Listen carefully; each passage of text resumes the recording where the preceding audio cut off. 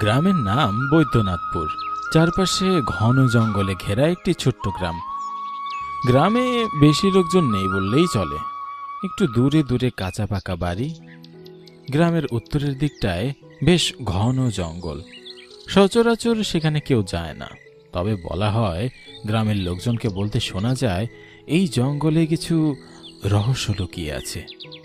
প্রতি বছর ফাল্গুন মাসে এই গ্রামের বটগাছতলায় বিশাল এক ভোজনের ব্যবস্থা করা হয়। এই ভোজনে গ্রামের ছোট বড় কেউই বাদ যায় না বললেই চলে।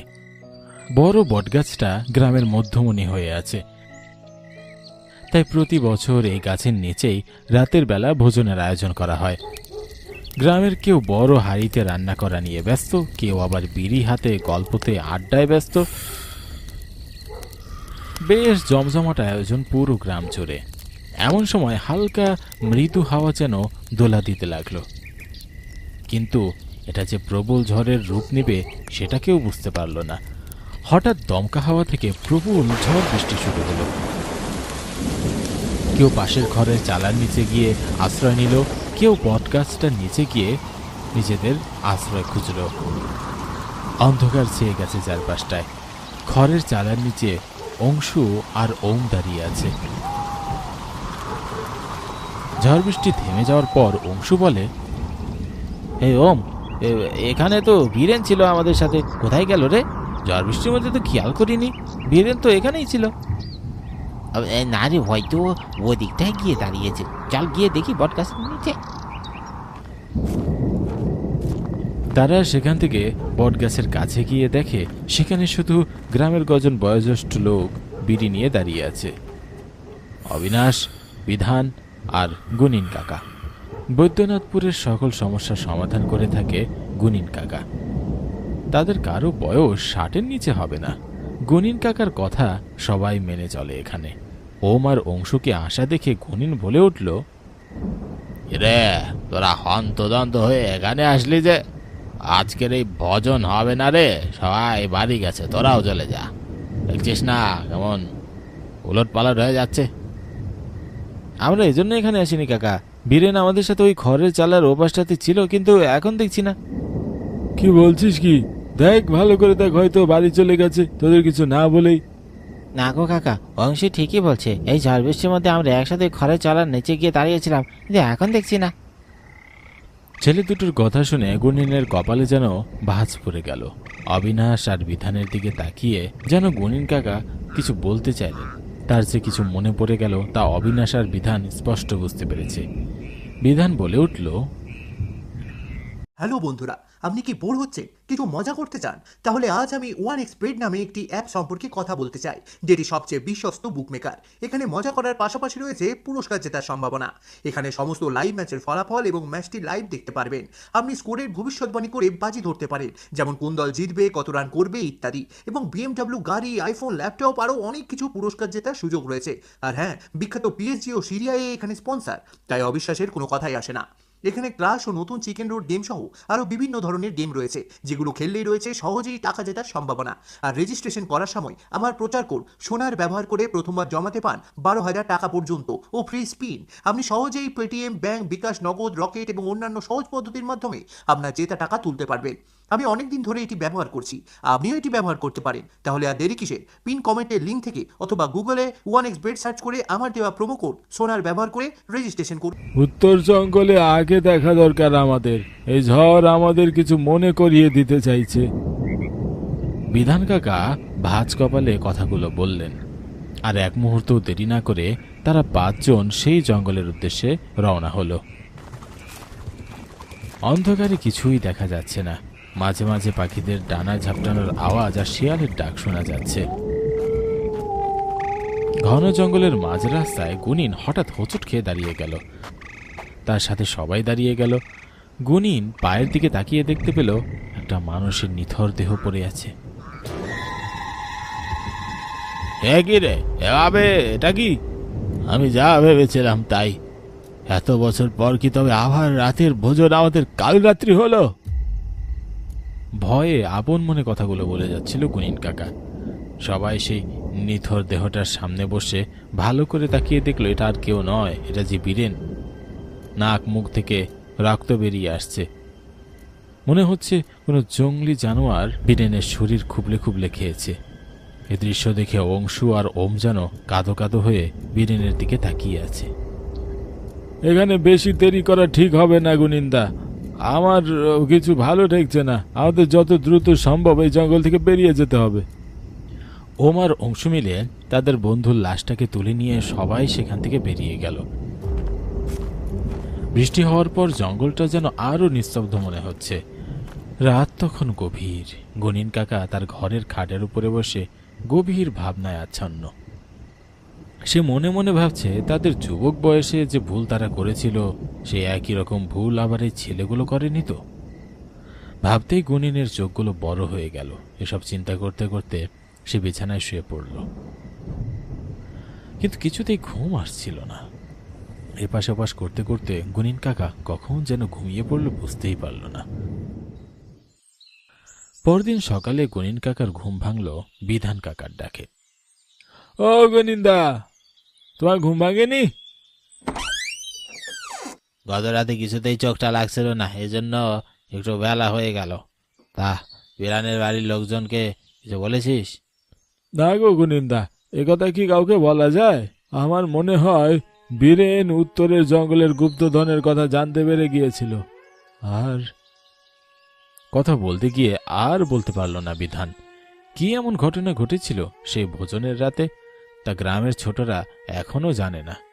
গনিন কাকাও গত রাতে সে কালো ছায়ার কথা বলতে পারল না। গুনিনের মনে অনেক রকমের প্রশ্ন। বীরেনের বাড়িতে আজ যাওয়া আমাদের খুব দরকার ছিল, কিন্তু তার চেয়েও বেশি দরকার পুচকে ছেলেগুলোর সাথে কথা বলা। দাদা, আমি ডেকে বেড়াচ্ছি ছেলে দুটোকে। বিধান গুনিনের বাড়ি থেকে বেরিয়ে গেল, আর গুনিন ভোজনের রাতের সেই বটগাছের নিচে গিয়ে বসে পড়ল। বটগাছটার চারপাশে বসার ভালো জায়গা আছে, যাতে গ্রামের লোকজন এখানে আরাম করতে পারে। এখান থেকে জঙ্গল খুব বেশি দূরে নয়। গুনিন কাকার চোখে মুখে ভয়ের ছাপ এখনো রয়ে গেছে। সেখানেই অংশু, ওম সাথে বিধান কাকাও এসে গুনিন কাকার সাথে বসেছে। এই বীরেন, আমাকে ভালো করে বলতো, তোরা উত্তরের ওই জঙ্গলে কি করতে গেছিলি? কাকা, আমাদের কোনো দোষ নেই, দয়া করে আপনি আমাদের শাস্তি দেবেন না। আমরা বারবার বীরেনকে না করেছিলাম, কিন্তু শুনেইনি কথা। কাকা, সেদিন যা হয়েছিল আমি বলছি, তবে আমাদের দয়া করে কোনো শাস্তি দেবেন না। সেদিন আমরা বীরেনের বাবার মুখে জানতে পেরেছিলাম বহুকাল ধরে উত্তরের জঙ্গলে গুপ্তধন লুকানো আছে, কিন্তু সেই গুপ্তধন পাহারাতে এক কালো ছায়া। বীরেন তারপরে আমাদের দুজনকে নিয়ে বুদ্ধি আটে ওই জঙ্গলে যাবে, আর যেভাবেই হোক গুপ্তধন উদ্ধার করবে। তারা তিন বন্ধু জঙ্গলের পথে হাঁটছে। দিনের বেলা হলেও ঘন জঙ্গলকে রাতের মতো মনে হচ্ছে। এই জঙ্গলে মাঝে মাঝে পাতার ফাঁকে আলো উকি দেয়, কোনো জায়গায় সূর্যের আলো অব্দি পৌঁছায় না। পাখিদের কিচিরমিচির আওয়াজ ছাড়া কিছুই শোনা যায় না। অংশ আর ওম দুজনেই খুব ভীতু স্বভাবের।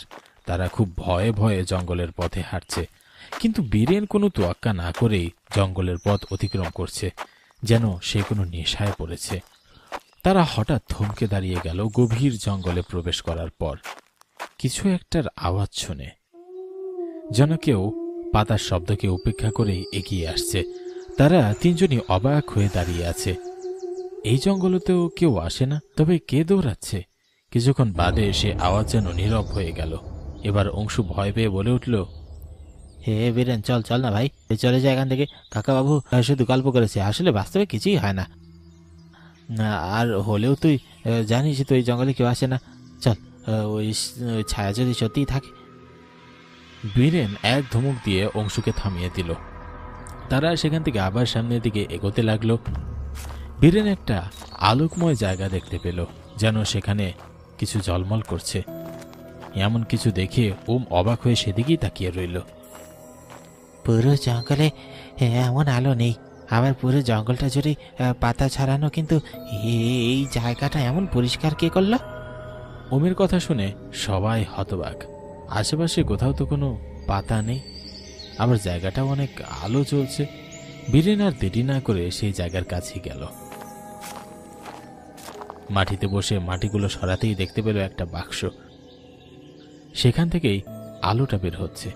বীরেন বাক্সটাতে হাত দিতেই সেখান থেকে কালো ছায়া বের হয়ে আসলো।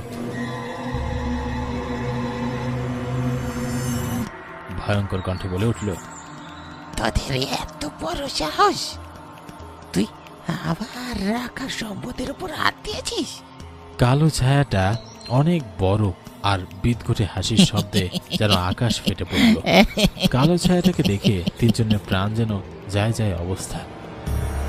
তাদের আর বুঝতে বাকি রইল না আসলে জঙ্গলের দৌড়ের শব্দ আসলে কিসের ছিল। বীরেন উঠে দাঁড়িয়ে পিছনের দিকে পা বাড়ালো, তারপর সেখান থেকে দম বন্ধ করে তারা দৌড়াতে শুরু করলো। কালো ছায়াটা তাদের পিছু নিয়েছে, তারা প্রাণপণে দৌড়াচ্ছে। হঠাৎ বীরেন জঙ্গলের মধ্যে হোঁচট খেয়ে পড়ে যায়।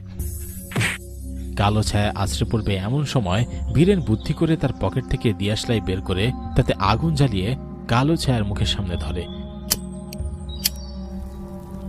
সেই কালো ছায়াটি মুহূর্তেই মিলিয়ে যায়। তারপর তারা তিনজন কোনোভাবে জঙ্গল থেকে হাঁপাতে হাঁপাতে বেরিয়ে আসতে লাগলো।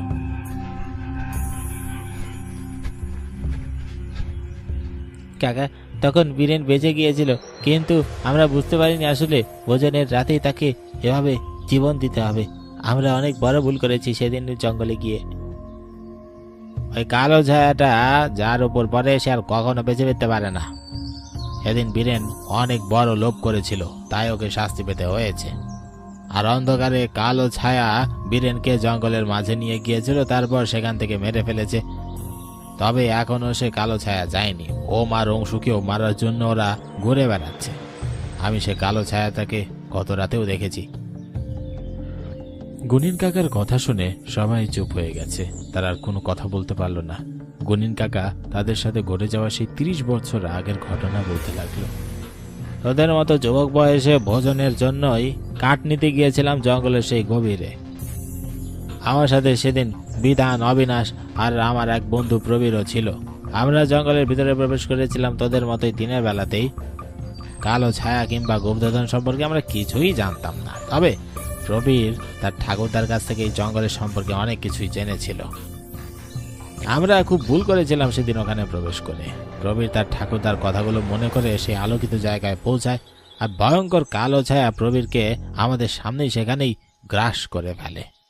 বহু বছর ধরে কোনো অভিশাপের ফলে ওই ভয়ঙ্কর কালো ছায়া সেখানেই সম্পদ পাহারা দিয়ে আসছে। ওই অভিশপ্ত কালো ছায়া অনেকের প্রাণ নিয়েছে। তারপর আমরা প্রতিজ্ঞা করলাম জঙ্গলের মধ্যে আর কোনোদিন যাব না। গুনিন কাকা কথাগুলো বলতে বলতে সেখানেই অতীতে ফিরে গেছে। আজকের সকালটা যেন এক অতীতকে ফিরিয়ে নিয়ে এসেছে। সবাই একে অপরের দিকে তাকাচ্ছে। অবিনাশ কাকা কিছু বলছে না, কারণ সেও এই ঘটনার প্রত্যক্ষদর্শী। তবে বীরেনের মৃত্যু যেন সবাইকে নাড়িয়ে দিয়েছে। এভাবে আর কতদিন? বীরেনের সৎকার করার জন্য শ্মশানে নিয়ে যাওয়া হয়েছে, তুমি যাবে না? না, আমি যাব না। এই গ্রামের ভোজনের রাতের অভিশাপ শেষ করার জন্য ওই জঙ্গলে আমার যেতে হবে। গুনিন কাকার কথাগুলো শুনে অবিনাশ থমকে দাঁড়িয়ে গেল, তার পা যেন আর নড়ছে না। তোমরা এসব কি বলছো গো? আমরা কেউই বাঁচবো না ওখানে গেলে। সেই কালো মূর্তি আমাদের কাউকে ছাড়বে না। রাত তখন গভীর। গুনিন আর তার সহচর অবিনাশ আর বীরেন, অন্যদিকে অংশু আর ওম, তাদের দুজনের হাতে মশাল। সবাই মিলে উত্তরের জঙ্গলের ভিতরে প্রবেশ করেছে। ঘন ও গভীর জঙ্গল যেন আরো অন্ধকার হয়ে উঠেছে। মনে হচ্ছে মশালের আলো যেন কিছুই নয় এই অন্ধকারের কাছে। তাদের হাঁটার আওয়াজ যেন জঙ্গলের পাখিদের ঘুম ভাঙিয়ে দিয়েছে। সেই জায়গাটা যেখানে ভয়ঙ্কর ছায়ার বাস, সেটা আলোকময় হয়ে উঠেছে। সেই কালো ছায়া সবকিছু গ্রাস করার আগেই গুনিন আর অংশু তাদের হাতের মশাল আচমকা ওই ছায়াটির দিকে ছুঁড়ে মারে। ছায়াটি পুড়তে পুড়তে সেই জায়গাটা থেকে মিলিয়ে যায়। আজ থেকে এই গ্রাম, এই জঙ্গল আর ঝড়ের রাতের ভোজন সবই অভিশাপ মুক্ত হলো।